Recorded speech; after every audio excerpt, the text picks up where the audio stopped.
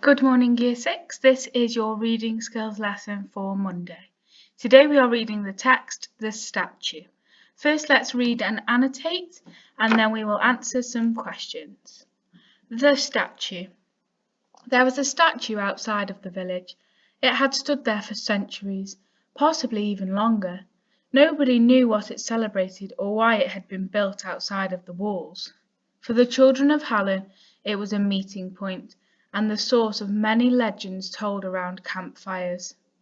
By the time Vishen was 10, he'd heard all of the stories. I'm going to highlight Vishen, and I'm also going to highlight nobody knew what it celebrated. It's almost a bit of a mystery here. His older sister had spent many years leaning down over the edge of their bunk bed, filling his head with tales of ancient men turned to stone. Vishen hadn't believed any of it. So I think Vishen seems to be maybe quite a skeptical person. Skeptical means he doesn't really believe things very easily. These days, Vishen and his friends used the statue as a base when they played Tig. All of the legends ended in the same way, with a man so terrified for his life that his heart turned to ice and froze him solid. Over the years, he turned to stone, immortalized in his terror. So immortalized in his terror makes me think that he is there forever. He doesn't change. The weather had worn away many of the details of the original statue, but Vishen could still make out the screaming mouth and open, outstretched hands. On one particular day, as with most other days, the game was passing Vishen by. He was tired, and the hot air was sapping any strength he had. Instead of running around, he had spent the morning leaning against the statue reading a book. It was an old book that he'd found at the back of a dusty shelf in the library. In it, a young woman had angered the woodland spirits, and, as a punishment, they had taken an amulet from her. It was the only thing she had left to remember her husband, who had fallen in a great battle. By the end of the story, the woman was so overcome with grief at the loss of her treasure that she'd knelt down in a field and screamed her sorrow to the woodland spirits.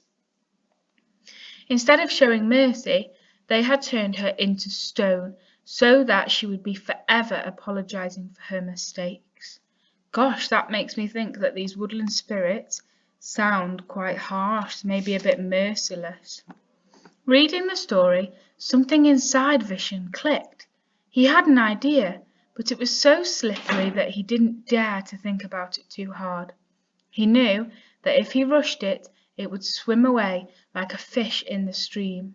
Instead, he sprinted through the village to the small museum in the centre. There weren't many exhibits, but Vishen remembered seeing a bronze amulet that had been found by a farmer before the Great War. The curator of the museum wasn't too happy to see a young boy bursting through the doors. By the time Vishen had explained his idea, he was happy to help. The man raced over to the cabinet and retrieved the amulet. He handed it to Vishen and wished him good luck. In the time it took Vishen to return to the statue, his friends had taken a leaf out of his book and were leaning against it for a rest.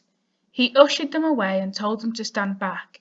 He wasn't sure what would happen if he was right. Cautiously, he placed the amulet into the outstretched hands of the statue. For a moment, nothing happened. His friends looked on with raised eyebrows and skeptical grins. Then, the stone slowly began to turn back to flesh. Within seconds, the young woman looked up at Vishen and smiled. As quickly as she had appeared, she began to turn to dust that swirled and danced in the breeze. Just before the final specks disappeared into the sky, a soft voice drifted down. It was heard only by Vishen. "Thank you," it said. "You have returned my love to me. May you be forever happy." Okay, Year 6, so that's our text, the statue. What a wonderful text. So our challenge now is to answer our questions. This is our first one, but you have got the rest of them on your PDF file. So, using information from the text, tick one box in each row to show whether each statement is true or false. Let's do this first question together and then you can start on question 2. So, true or false? The adults knew why the statue was there. Well, if I look back at my text, it says nobody knew what it celebrated or why it had been built. So, I definitely think that is false. Vishen trusted what his sister told him. So, is this true or false? Let's look back and skim and scan for the word sister. His older sister had spent many years leaning down over the edge, filling his head with tales of ancient men turned to stone.